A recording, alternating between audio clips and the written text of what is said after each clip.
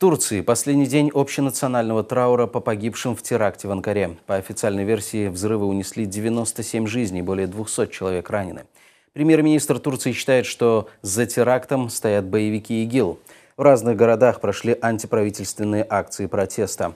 Некоторые оппозиционные силы не исключают, что накануне выборов такой теракт мог сыграть на руку партии власти, сообщает Евроньюз.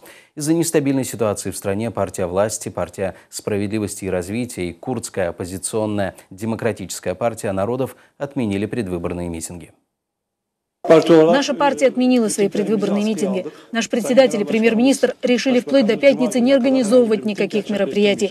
А те акции, которые пройдут после пятницы, будут не предвыборными митингами, а маршами протеста против терроризма, призванными сплотить наш народ и укрепить наше братство. Мы